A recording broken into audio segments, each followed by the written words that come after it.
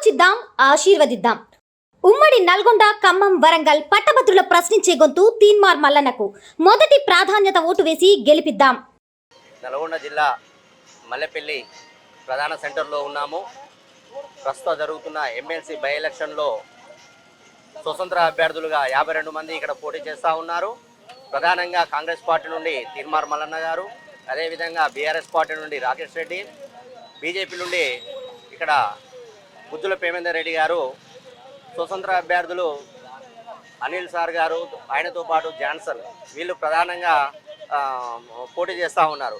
అసలు ఎవరు గెలవబోతున్నారు, ఈ పట్టభద్రులు ఎవరికి పట్టం కట్టబోతున్నారు అని చెప్పి ఇప్పుడు మనం మల్లెపల్లి సెంటర్లో వారి మాటల్లో తెలుసుకునే ప్రయత్నం చేద్దాం. నమస్తే సార్. నమస్తే అండి. పేరండి? నా పేరు ఏకుల సురేష్. ఓకే, మీకు పట్టభద్రుల ఓటు ఉన్నదా? ఉన్నదండి. ఓకే, ఎవరికి ఓటు వేయబోతున్నారు, ఎవరైతే బాగుంటుంది అనుకుంటున్నారు? ప్రజెంట్ మన యొక్క రాష్ట్రంలో చూసుకుంటే గత 10 సంవత్సరాల నుంచి గత ప్రభుత్వాలు నిరుద్యోగులకు చేసింది ఏమీ లేదు. బీఆర్ఎస్ ప్రభుత్వం అయినా, కేంద్రంలో ఉన్నటువంటి బీజేపీ ప్రభుత్వం అయినా కూడా 10 సంవత్సరాల నుంచి నిరుద్యోగుల్ని పట్టించుకోలేదు. కేంద్రంలో బీజేపీ 2 కోట్ల ఉద్యోగాలు ప్రతి సంవత్సరం ఇస్తాని 10 సంవత్సరాలు 20 కోట్ల ఉద్యోగాలను చెప్పుకుంటూ ప్రజలను మోసం చేస్తూ పబ్బం గడుపుతూ ఉన్నది. అలాంటి సమయంలో ఇప్పుడు ఉప ఎన్నికలు నల్గొండ, ఖమ్మం, వరంగల్ పట్టభద్రుల ఉప ఎన్నికలు రావడం జరిగింది. గత 10 సంవత్సరాల నుంచి బీఆర్ఎస్ ప్రభుత్వం చేసిన తప్పిదాలను ఎండగడుతూ ప్రజలను చైతన్యపరుస్తూ సమాజంలో ఎంత అవగాహన కల్పిస్తున్నటువంటి మల్లన్న గారికి ఈరోజు ప్రజల సేవ చేసేటువంటి కాంగ్రెస్ పార్టీ నుంచి టికెట్ రావడం చాలా హర్షించదగ్గ విషయం. కాబట్టి మల్లన్న గారికి పట్టభద్రులు అందరూ మొదటి ప్రాధాన్యత ఓటు వేసి నిరుద్యోగ సమస్యను పూర్తిగా ఈ రాష్ట్రం నుంచి తొలగించుకోవాలని నేను కోరుకుంటున్నాను. తను అధికార పార్టీ నుండి పోటీ చేస్తూ ఉన్నారు మల్లన్న గారు. తను చట్టసభల్లో మాట్లాడే అవకాశం ఉందా? నిరుద్యోగుల సమస్యల గురించి గలవెప్పే అవకాశం ఉందా అంటారా?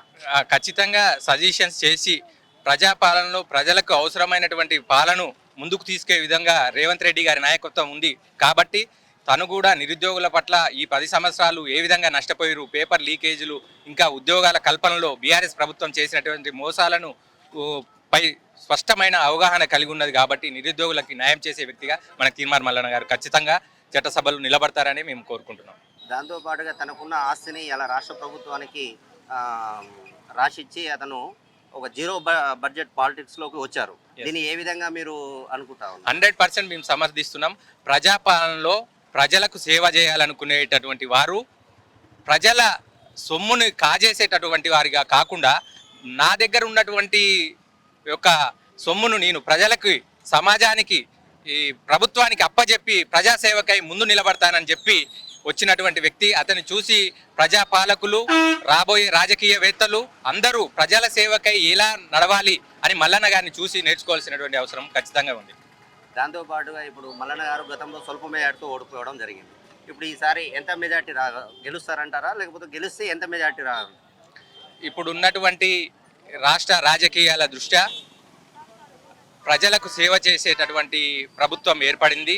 ప్రజాపాలనతో ప్రజల కష్ట సుఖాలను తెలుసుకున్నటువంటి ప్రభుత్వం ఖచ్చితంగా రాష్ట్రంలో 10 ఏళ్ళు అధికారంలోకి ఉండే విధంగా అడుగులేస్తున్నటువంటి ప్రభుత్వం. కాబట్టి ప్రజలు అందరూ, అదేవిధంగా మేధావి వర్గమైనటువంటి పట్టభద్రులు, ఉద్యోగులు, మేధావులు ఇంకా ప్రభుత్వంపై మంచి అవగాహన కలిగే ఉన్నారు. కాబట్టి నిరుద్యోగుల పట్ల చక్కటి అవగాహన కలిగినటువంటి వ్యక్తి తీన్మార్ మల్లన్న. కాబట్టి ప్రతి పట్టభద్రుడు మేధావి, చదువుకున్న వ్యక్తులు. కాబట్టి భారీ మెజార్టీతో మల్లన్న గారిని ప్రతి ఒక్కరూ చట్టసభల్లోకి పంపించాలని కోరుకుంటూ మొదటి ప్రాధాన్యత ఓటు వేస్తారని మేమంతా కోరుకుంటున్నాం. నమస్తే అండి. నమస్తే. మీ పేరు? బాలకృష్ణ. ఓకే, ఎక్కడండి? గుడిపల్లి మండల్ యూత్ ప్రెసిడెంట్ అండి నేను, కాంగ్రెస్ పార్టీ. ఓకే, మల్లన్న గారు అధికార పార్టీ నుండే పోటీ చేస్తూ ఉన్నారు.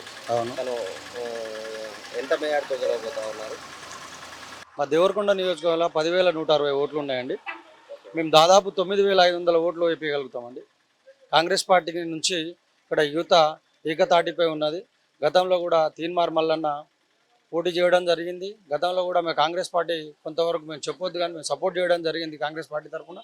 మల్లన్నకు ప్రశ్నించే గొంతుకై మా అందరి తరఫున ఈ 34 నియోజకవర్గాల్లో ప్రశ్నించే గొంతుకై మా అందరి కష్టాలు నిరుద్యోగుల తరఫున చెప్పడానికి మండలిలో మల్లన్న ఉండాలని మేము ప్రత్యేకంగా కోరుకుంటున్నామండి. దాంతో పాటుగా తనకున్న ఆస్తిని ఈరోజు గవర్నమెంట్కి రాసి జీరో పాలిటిక్స్లోకి వచ్చారు. దీన్ని ఏ విధంగా మీరు స్వీకరిస్తా ఉన్నారు? వాస్తవంగా మల్లన్న గారు తీన్మార్ మల్లన్న గారు లాస్ట్ టైం 3 సంవత్సరాల క్రితం నేను పూర్తి స్థాయి పాలిటిక్స్లో వచ్చినప్పుడు నా ఆస్తిని, నా కుటుంబం మీద ఉన్న ఆస్తి మొత్తాన్ని గవర్నమెంట్కి నేను రాసిస్తా అని చెప్పేసి అదే మాట మీద రాసి ఇవ్వడం జరిగింది. మేము ఒకటే అనుకుంటున్నాం, ఎవరైనా పాలకులు, ఎవరైనా రాజకీయ నాయకులు రాజకీయం చేయడానికి వస్తే ఆస్తులు సంపాదించుకోవడానికి వస్తారు, కానీ తనకున్న ఆస్తిని గవర్నమెంట్కు ధారాదత్తం చేసి ఈ నిరుద్యోగుల పక్షాన కొట్లాడడానికి వస్తున్నారు. కాబట్టి మేము పూర్తి స్థాయిలో సహకరిస్తాం. నమస్తే అండి. నమస్తే అండి. మీ పేరు? నా పేరు కదీర్ అండి. ఎక్కడ? ఇక్కడే మల్లేపల్లి ఉన్నా. ఓకే. మీకు ఎమ్మెల్సీ ఓటు ఉందా? ఉందండి. ఓకే. గతంలో వేశారా? గతంలో ఇవ్వలేదండి, మిస్ అయినాము మల్లన్న గారిని గెలిపించుకోండి. ఓకే. అంటే మల్లన్న గారు అని చెప్పి ఫిక్స్ అయి ఉన్నారా? అవునండి. తనే ఎందుకు అనుకుంటున్నావు? తనే ఎందుకంటే ఇప్పుడు మనము కొట్లాడి సాధించుకున్న తెలంగాణలో వాస్తవానికి మనం కొట్లాడుకుంది నీళ్లు, నిధులు, నియామకాల గురించి. ఏదైతే మరి కేసీఆర్ మరి నియామకాలు ఇస్తారని చెప్పేసి 10 ఏళ్ళకి వెళ్ళి పాలించి మాకు మాలాంటి ఎంతోమంది చదువుకున్న విద్యార్థులము ఈరోజు ఉద్యోగాలు లేక ఇట్లాంటి షాప్లో పనిచేసుకున్న పరిస్థితి వచ్చినది. అయితే ఈ యొక్క పరిస్థితిని మొట్టమొదటిగా కేసీఆర్ గారిని ధైర్యంగా ప్రశ్నించిన వ్యక్తి ఎవరన్నా అంటే ఆయన తీన్మార్ మల్లన్న. కాబట్టి మేము ఆయనకే గతంలో ఇద్దాం అనుకున్నాము. వాస్తవానికి అది అప్పుడు నా ఓటు రిజెక్ట్ అయింది. మరి రిజెక్ట్ అయిందా, రిజెక్ట్ చేసిరా గత పాలకులు అనేది తెలియదు. వాస్తవానికి ఈసారి మాత్రం ఓటు వచ్చింది. ఖచ్చితంగా ఒకటే ఓటేస్తా. మా మొదటి ప్రాధాన్యతోడు 2 నెంబర్ పైన తీన్మార్ మల్లన్న గారికి వేసి వాళ్ళని గెలిపిద్దామని మేము ఆల్రెడీ డిసైడ్ అయినాం.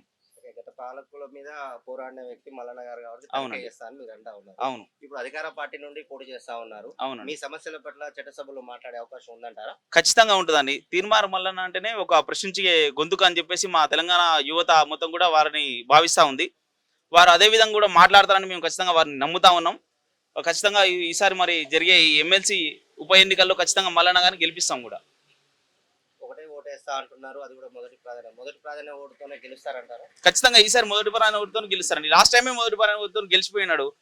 వీళ్ళు చేసిన దొంగ పనులు, ఆ దొంగ ఓట్లు చాలా మంది ఇదే మల్లెపల్లి మండలంలో అసలు డిగ్రీ లేని వాళ్ళు మా కళ్ళ ముందు పోయి ఓట్లు వేసిన ఎంతో మందిని చూసినాం మేము. అసలు ఎవరికి చెప్పినా పట్టించుకోలేదు లాస్ట్ టైం. ఎంత మెజార్టీ గెలవబోతారు? ఇంకా మెజార్టీ అనేది తెలియదు, చెప్పలేము. అంటే ఆ స్థాయిలో లేము కదా. వాస్తవానికి నేను కానివ్వండి, ఆ తర్వాత నా ఉన్న ఫ్రెండ్స్ సర్కిల్ అందరూ కూడా మల్లన్న గారికి వేస్తారని కూడా చర్చలు జరుగుతూ ఉన్నాయి. ఖచ్చితంగా వారిని గెలిపించుకుంటాం కూడా. Thank you. ఓకే. నమస్తే అండి. నమస్తే. మీ పేరు? నర్సింగ్. ఓకే. మీకు ఎమ్మెల్సీ ఓటు ఉందా అండి? ఉందండి. ఎక్కడ మీది?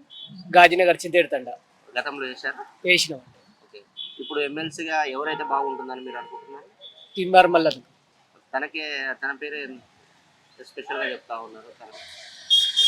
అంటే పార్టీ తరఫున, కాంగ్రెస్ పార్టీ తరఫున ఇంకోటి కాంగ్రెస్ పార్టీ అధికారంలో ఉంది, ఏ పనైనా చేయగలిగే సత్తా కాంగ్రెస్ పార్టీకి ఉంది. కాబట్టి కాంగ్రెస్ పార్టీ తరఫున తీన్మార్ మల్లన్నకు వేయాలని మా. మీ పేరండి? జే రవి అండి. మీకు ఎమ్మెల్సీ ఓటు ఉందా? ఉంది. ఎవరికి ఓటు అయిపోతా ఉన్నారు? కాంగ్రెస్ పార్టీ అభ్యర్థి, నిలబెట్టిన అభ్యర్థి తీన్మార్ మల్లన్న గారికి గెలిపిస్తాం. ఆలోచిద్దాం, ఆశీర్వదిద్దాం. ఉమ్మడి నల్గొండ, ఖమ్మం, వరంగల్ పట్టభద్రుల ప్రశ్నించే గొంతు తీన్మార్ మల్లన్నకు మొదటి ప్రాధాన్యత ఓటు వేసి గెలిపిద్దాం.